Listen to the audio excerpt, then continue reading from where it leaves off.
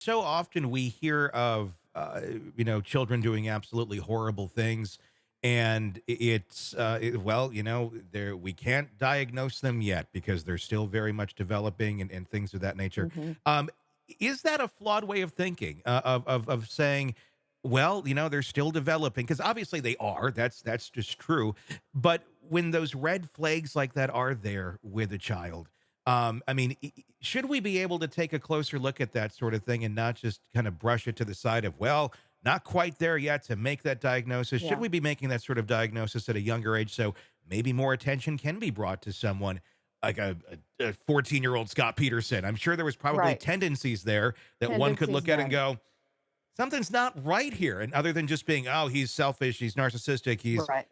this or whatever you're going to call. Right. Maybe there's something much deeper going on here and could be treated. Are we not treating our younger people sufficiently or quickly enough where we could steer this a little bit into a better direction than we do? Are we just medicating them too quickly? Or are we just too quick to write it off as immaturity when there really is serious, personality disorders going on? Yeah, I think a good mental health clinician should be able to spot that, Hmm. but that also takes collateral information from parents Hmm. because a lot of times a therapist could sit down with a child like this and they're very charming. Yeah. They know how to charm at a very young age, but you look at the behavior and you make an assessment based upon information from the family and the school, and you want to be really thorough because, yes, the earlier we catch something, the more we can try to coach the family on this is how you need to structure this kid. Hmm. And we can't diagnose them with, the official DSM category of antisocial personality until age 18, Hmm. because it is considered to be something that develops, and you don't want to tag every kid in their medical records,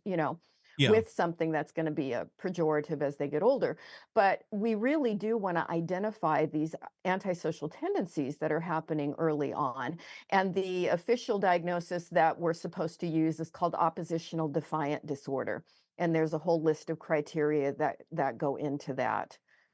But I do think a lot of kids are missed because parents overlook it or they make excuses for them, or are this kind of narcissistic, my kid can do nothing wrong. Hmm. And I mean, I see that a lot, and that's the Yeah. parents' ego getting Yeah. involved, and it doesn't serve the child. Because it really makes you wonder, like the parents. I know nothing about the parents of Scott Peterson. I'm just throwing it out there. I don't know if they're alive or dead or anything.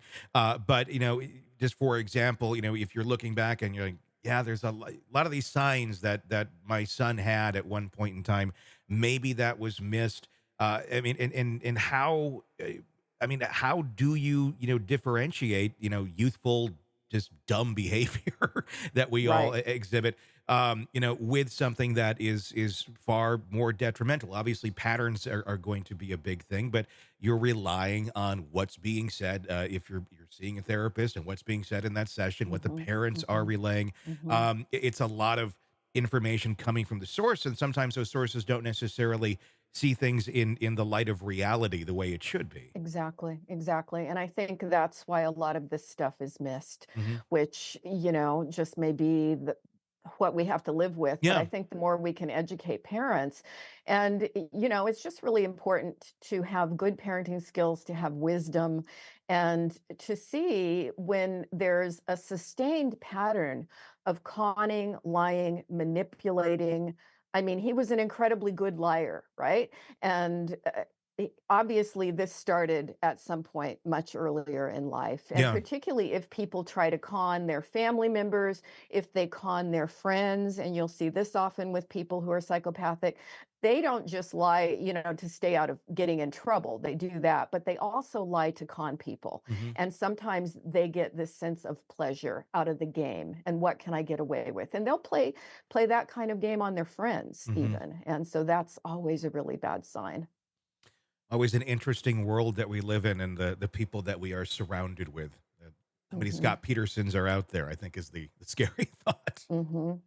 Hey, it's Tony Brueski. If you like the podcast, be sure to like, subscribe, and press that bell so you don't miss any of our updates on the cases we're following for you right here at the Hidden Killers podcast from True Crime Today. And thanks